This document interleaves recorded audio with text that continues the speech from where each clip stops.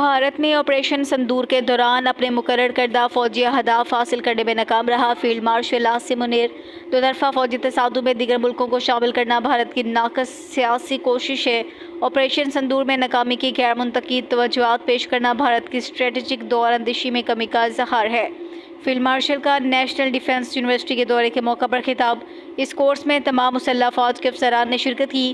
ISPR کا کہنا ہے کہ شرکاء سے خطاب کے دوران فیلڈ مارشل نے جنگ کے بدلتے کردار پر روشنی ڈالی، مشکل حالات میں پیچیدہ چیلنجز سے مؤثر طور پر نمٹنے کے لیے ذہنی تیاری، عملی فہم اور ادارہ جاتی پیشہ ورانہ مہارت کی اہمیت پر زور دیا۔ عاصم منیر نے جنگ کے بدلتے کردار پر روشنی ڈالتے ہوئے کہا کہ دو طرفہ فوجی تصادم میں دیگر ملکوں کو شامل کرنا بھارت کی ناقص سیاسی کوشش ہے۔ آرمی چیف نے ہائبرڈ روایتی غیر روایتی خطرات سے مؤثر انداز میں نمٹنے کی صلاحیت رکھنے والی مستقبل کی قیادت کی تیاری میں نیشنل ڈیفنس یونیورسٹی جیسے اہم اداروں کے کردار کو سراہا۔ فیلڈ مارشل نے کہا کہ بھارت پاکستان کے دہائیوں پر مبنی حکمت عملی، مقامی صلاحیت، مضبوط اداروں کی بنیاد پر کامیابی کو تسلیم کرنے سے گریزا ہے۔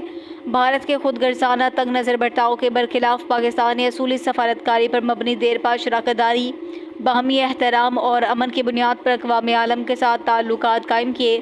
فیلڈ مارشل عاصم منیر نے پاکستان کی مسلح افواج کی پیشہ ورانہ مہارت، جذبے، جنگی تیاری پر اعتماد کا اظہار کرتے ہوئے فارغ التحصیل افسران پر زور دیا کہ دیانتداری بلوز خدمت قوم کے لیے غیر متزلزل عزم پر ثابت قدم رہیں۔